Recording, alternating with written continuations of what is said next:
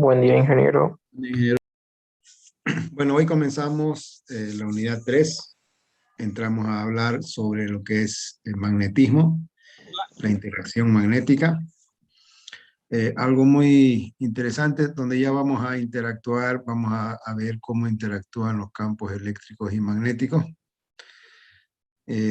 Principalmente solamente vamos a hablar sobre la interacción magnética. Para tal efecto, entonces les voy a compartir esta unidad 3 que se llama interacción magnética. Y nos va a dar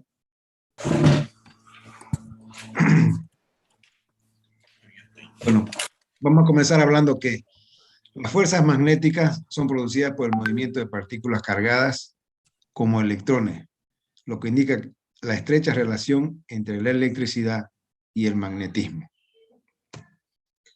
En esta unidad, en esta primera parte, vamos a ver imanes y campos magnéticos y la fuerza magnética sobre una carga eléctrica. Entonces vamos a continuar hablando sobre los imanes. Muchos de nosotros hemos visto diferentes tipos de diferentes formas de imanes, ¿no? Y el imán es un mineral metálico que tiene las propiedades de atraer a otros metales. Los imanes naturales están formados por elementos como hierro, cobalto y níquel, y se observó que un trozo de material ferromagnético puesto en las cercanías de un imán muy poderoso o frotado con él adquiriría las mismas propiedades. Y estos son los imanes artificiales. Entonces, si agarramos un pedazo de material, un fierro, y lo frotamos con un imán, el material, este material va a adquirir propiedades artificiales, propiedades del imán y conformándose en un imán artificial. El magnetismo se presenta en la naturaleza de dos formas: el magnetismo terrestre y la magnetita, óxido de hierro o piedra imán. Existen imanes naturales, artificiales y electroimanes. Los naturales están en la naturaleza, los artificiales son creados, ya sea por rotación o por conducción. Y los electroimanes son creados al colocar una corriente que tiene que circular de una cierta manera para que el material de fierro se vuelva un electroimán. Todos ellos tienen la misma característica de tener materiales ferrosos, materiales de fierro. Los imanes tienen dos polos, llamados norte y sur. Los del mismo tipo se repelen y los polos distintos se atraen. Las brújulas son un tipo especial de imán que se utilizan para orientarse geográficamente, utilizando el magnetismo terrestre. El polo norte de un imán se orienta hacia el polo sur magnético, que está próximo al polo norte geográfico. Y el polo sur del imán se orienta hacia el polo norte magnético, que está próximo al polo sur geográfico. O sea, ¿qué significa esto? Que el polo sur de la Tierra es positivo y el polo norte de la Tierra es negativo, mientras que la brújula tiene su imán, el polo norte apunta hacia el norte geográfico y en el caso del polo sur del imán se orienta hacia el polo norte magnético. Entonces, ¿me entienden, no? Quiere decir que con relación a una brújula, los polos de la Tierra son invertidos. Imanes menores, si tenemos una barra de imán y la partimos, no se va a quedar, si tenemos esta barra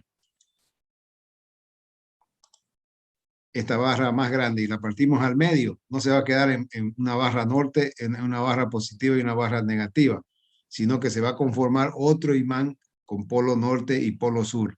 Polo norte y si lo volvemos a partir, nuevamente se va a conformar otro imán con polo norte y polo sur. Y así por delante. Visualización del campo magnético. El campo magnético se representa mediante líneas que se dirigen del polo norte al polo sur. Si tenemos una barra norte y sur, las líneas van a salir del norte hacia el sur en ambos lados. Si tenemos dos pedazos, uno que tiene norte y el sur, O sea, si unimos el norte y el sur de dos barras diferentes, también van a salir del norte al sur y del norte al sur. Y si queremos juntar dos barras que tienen en sus lados norte de cada barra, van a repeler. Entonces, va a haber una fuerza de repulsión.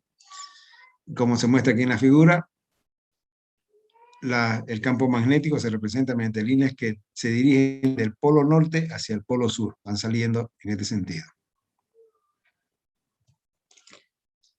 Dominios magnéticos. En el lado izquierdo hay dominios orientados al azar y en el lado derecho hay una alineación de los dominios magnéticos. Quiere decir que está actuando alguna fuerza, algún campo en este sentido para que se alineen. Dependiendo del tipo de material, en el caso de los tipos materiales ferromagnéticos, son atraídos por un imán. Su comportamiento es reordenamiento y alineación de los momentos magnéticos de los átomos. Y un ejemplo de estos materiales son el hierro y sus aleaciones con cobalto, níquel y aluminio. Los paramagnéticos son atraídos débilmente por un imán. La alineación de los momentos magnéticos es mínima. Y como ejemplo de los paramagnéticos son el platino, el aluminio, el calcio, el sodio, el tungsteno. Y los diamagnéticos no son atraídos por un imán natural, incluso pueden ser repelidos por él. La alineación de los momentos es nula o contraria a la dirección del momento del material magnético. Y estos pueden ser el mercurio, la plata, el oro, el cobre, el plomo y el silicio. Estos materiales, obviamente, industrialmente tienen sus aplicaciones. Cuando se usa un diamagnético, cuando se usa un paramagnético y cuando se usa un ferromagnético en la industria. La brújula consiste en una aguja imantada que siempre señala el norte, debido a que la aguja se siente atraída por los polos magnéticos norte y sur de la Tierra. El campo magnético de la Tierra es un fenómeno natural originado por los movimientos de metales líquidos en el núcleo del planeta y está presente en la Tierra y en otros cuerpos celestes como el Sol. No es estable, sino que se desplaza en el curso de las eras geológicas. Actualmente, en esta era geológica, se desplaza más o menos a 40 kilómetros por año. O sea, quiere decir que el polo norte magnético del año pasado hoy no está en el mismo lugar. Se ha desplazado una cierta cantidad de kilómetros. El polo norte magnético está cerca del polo norte geográfico, a unos 1.600 a 1.800 kilómetros del polo norte. El polo sur magnético se encuentra al sur de Australia, a unos 2.600 kilómetros del polo sur. Existe en la actualidad una inversión magnética.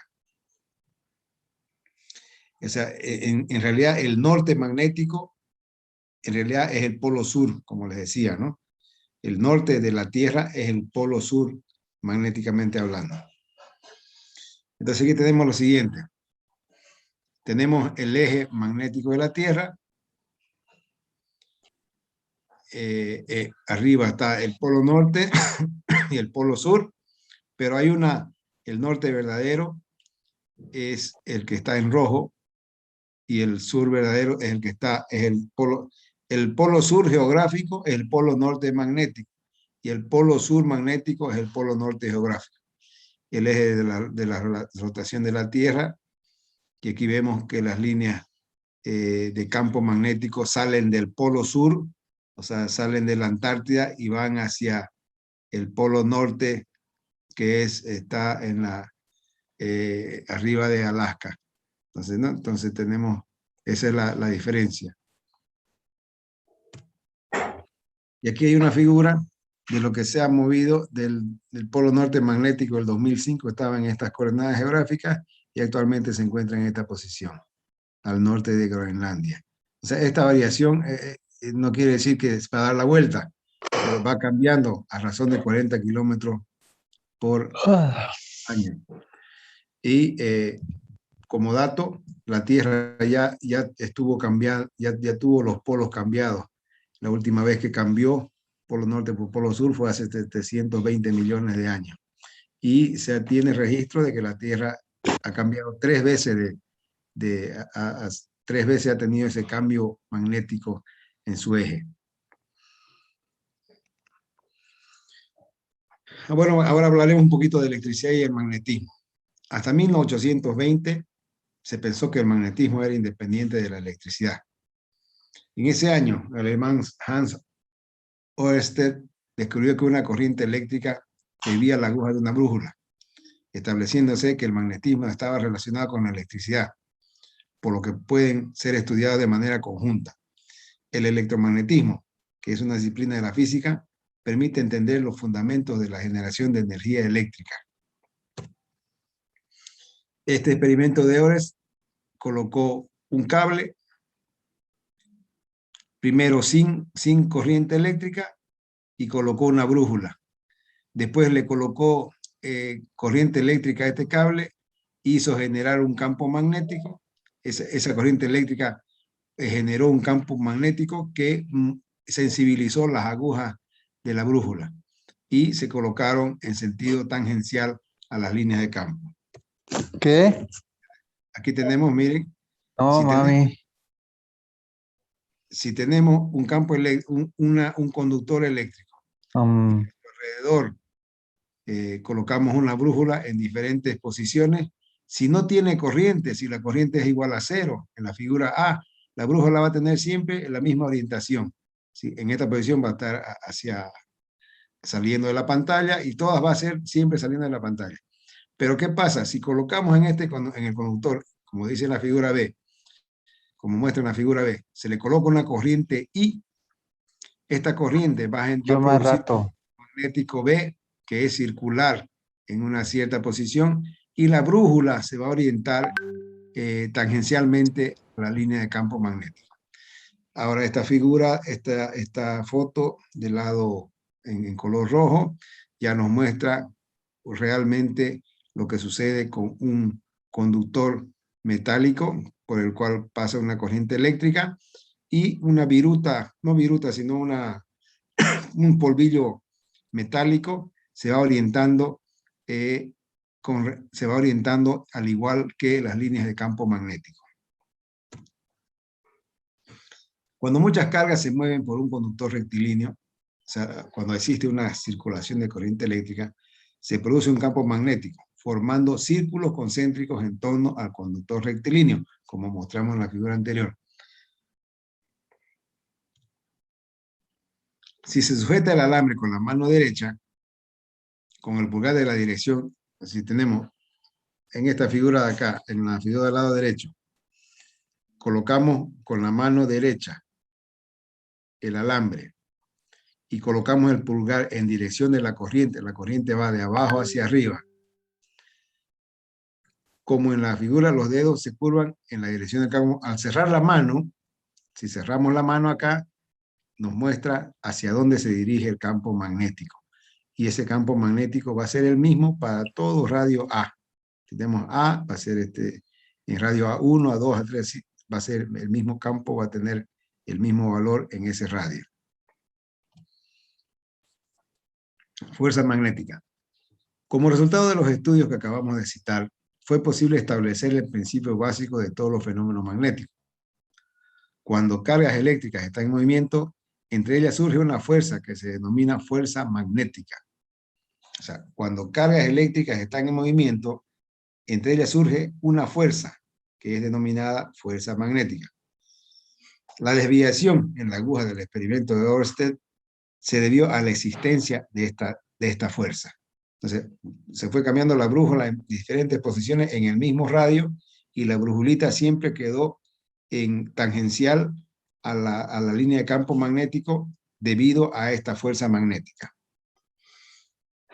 Para una partícula electrizada positivamente con carga Q, que se mueve con una velocidad v por un punto donde existe un campo magnético V mayúscula, queda sujeta a la acción de una fuerza magnética F, que tiene las características siguientes. El módulo de esta fuerza magnética será igual a la carga por la velocidad v, por el campo magnético V mayúscula, por el seno del ángulo que existe entre la dirección o la velocidad y el campo magnético. La dirección F siempre va a ser perpendicular a la velocidad y al campo magnético. El sentido es dado por la regla de la palma de la mano derecha, que se ilustra en la figura anterior. Aquí tenemos la regla de la mano derecha. tenemos que colocar el dedo pulgar, en este caso el dedo pulgar en dirección de la velocidad, la mano y la palma de la mano en dirección del campo magnético, y al cerrar la mano nos va a indicar hacia dónde está la fuerza magnética, el vector. O sea, en este caso son 3 vectores: vector velocidad, vector campo magnético y vector fuerza magnética. Entonces colocamos la mano, el pulgar de la mano derecha en dirección de la velocidad,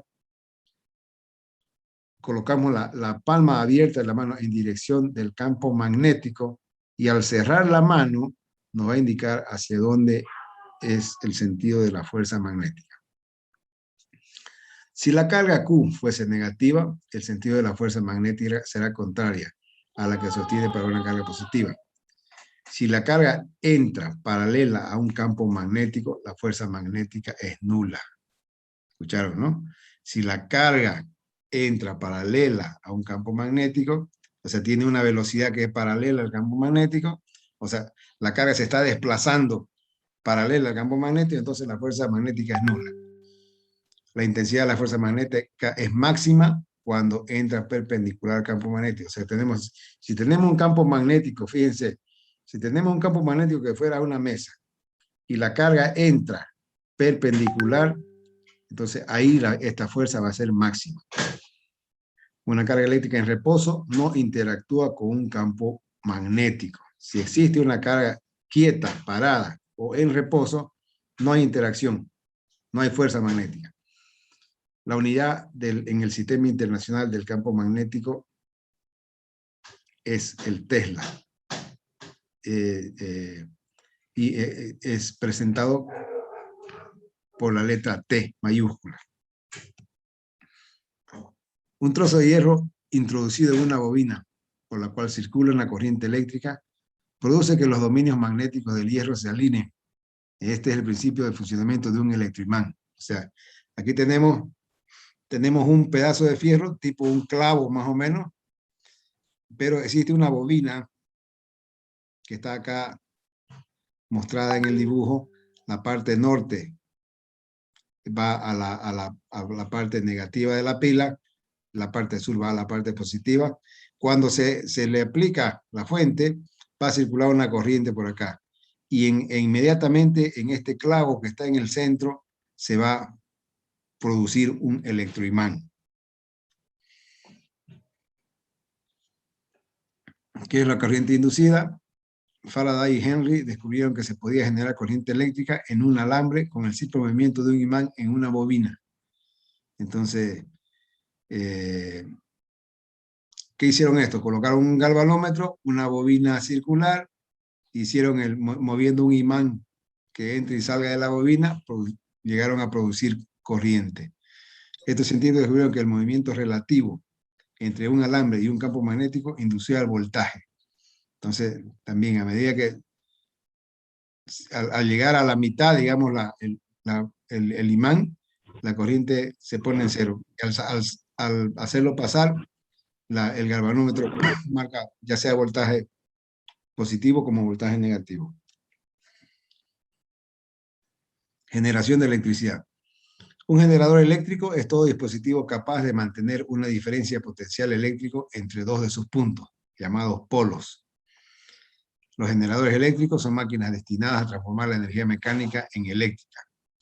Esta transformación se consigue por la acción de un campo magnético sobre los conductores eléctricos dispuestos sobre una armadura.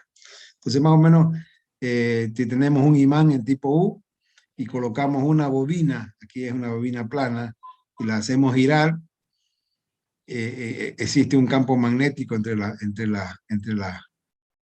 terminales positivos, norte y sur del imán, y entonces al girar la bobina va a producir una onda que es una energía que cambia con el tiempo, y eso va a dar que el voltaje pueda aparecer y desaparecer. Ese es el principio del generador. Un generador eléctrico es todo dispositivo capaz de mantener una diferencia potencial eléctrico entre dos de sus puntos, llamados polos.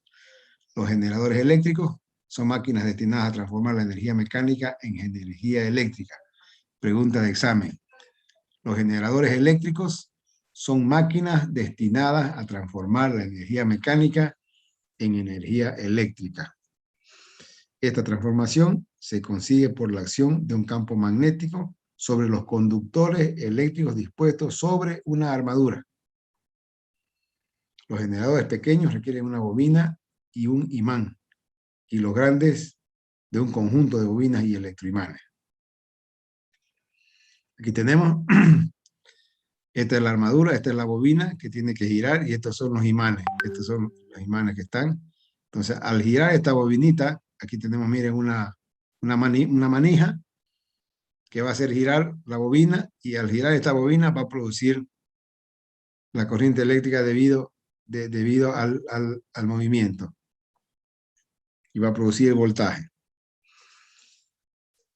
Un motor eléctrico está basado en el mismo principio de funcionamiento que el de generador. Este está encargado de transformar energía eléctrica en mecánica. Otra pregunta de examen. Un motor eléctrico está basado en el mismo principio de funcionamiento que el del generador. Este está encargado de transformar energía eléctrica en energía mecánica. O sea, el motor eléctrico está encargado de transformar energía eléctrica en energía mecánica a partir de un imán y una bobina en movimiento. Es el proceso inverso al de un generador. Aquí tenemos un imán permanente, tiene polo norte, polo sur, y en este caso, aquí va a comenzar a girar en un eje y va a generar la corriente continua. Ahora vamos a ver rápidamente cómo es el funcionamiento de un transformador. El transformador es un dispositivo que permite aumentar o disminuir el voltaje de una corriente alterna. Está compuesto por una bobina primaria y otra secundaria, unidas mediante un núcleo de hierro laminado. Entonces aquí tenemos la fotito, cómo es un transformador. Tenemos los transformadores, que hay transformadores de alta tensión, de media tensión y de baja tensión. Tenemos el núcleo ferromagnético, el devanado primario, o sea, la envoltura primaria, el devanado secundario, la conexión del secundario. La tensión en el secundario sobre la tensión en el primario será igual al número de vueltas del secundario sobre el número de vueltas en el primario, de la bobina, ¿no? Parte de un transformador eléctrico.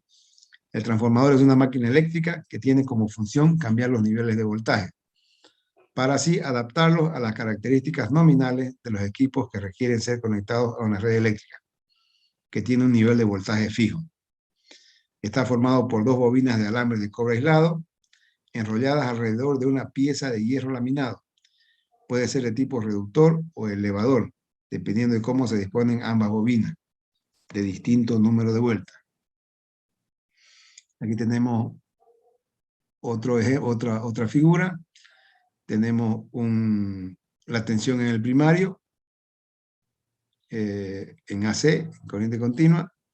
La corriente del primario, tenemos el bobinado primario, es este de acá, y el bobinado secundario está acá en verde.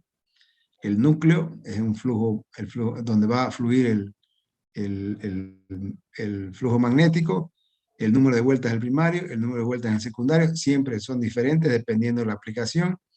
Y la corriente del secundario va a salir hacia una carga, con la tensión del secundario también en corriente continua. Dentro del funcionamiento de un transformador eléctrico, se puede decir que el voltaje en un generador eléctrico se induce, ya sea cuando una bobina se mueve a través de un campo magnético, o bien cuando el campo producido en los polos en movimiento corta una bobina estacionaria. En ambos casos, el flujo total es sustancialmente constante, pero hay un cambio en la cantidad de flujo que eslabona a la bobina. Este mismo principio es válido para el transformador, solo que en este caso las bobinas y el circuito magnético son estacionarios, en tanto que el flujo magnético cambia continuamente. Este flujo magnético obviamente cambia debido a cuando está la circulación que existe, ¿no? En el circuito magnético. El cambio en el flujo se puede obtener aplicando una corriente alterna en la bobina. La corriente a través de la bobina varía también en magnitud con el tiempo. El flujo cambiante que se aplica a uno de los devanados, o sea, a uno de donde están las vueltas, induce un voltaje en el primario. Si se desprecia la caída de voltaje por resistencia del devanado primario, el valor del voltaje será igual y de sentido opuesto al voltaje aplicado. Luego se tiene la siguiente relación entre los voltajes y el número de espiras o vueltas en el devanado primario y secundario. Entonces, tenemos que la relación, el voltaje del primario sobre el voltaje del secundario será igual al número de vueltas en el primario sobre el número de vueltas en el secundario. Este número de vueltas quiere decir el devanado. Devanado quiere decir cuántas vueltas tiene una bobina.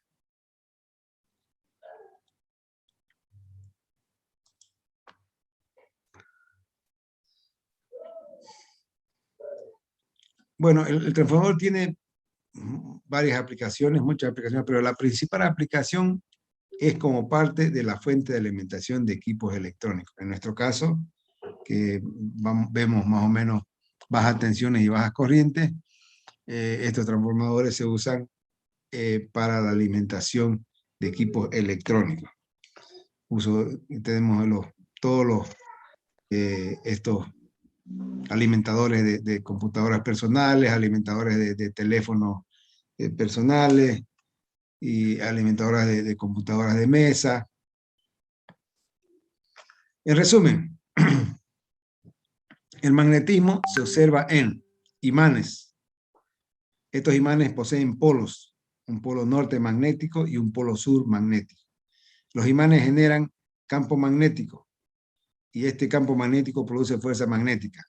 Asimismo, el campo magnético se puede producir al circular corriente por un conductor. También los imanes pueden ser naturales o artificiales. Este pequeño flujito que les presento aquí más o menos ayuda a entender el magnetismo.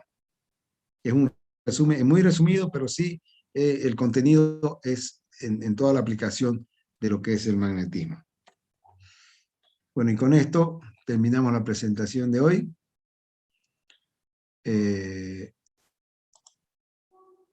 Como les decía al comienzo, comenzamos una nueva materia, la interacción magnética. Es muy interesante. Vamos a desarrollar a partir de la siguiente clase una serie de ejercicios que nos van a ayudar a comprender mejor cómo es que actúa el magnetismo. ¿Alguna pregunta? No.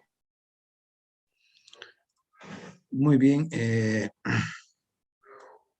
Bueno, les voy a comentar algo sobre el examen. El examen todavía no es revisado. Este fin de semana lo voy a corregir completamente para que ustedes a partir del lunes, que es feriado, ya puedan ver su nota. Al final de cuentas y debido a varios pedidos, tuve que eliminar la restricción que había sobre la presentación del práctico.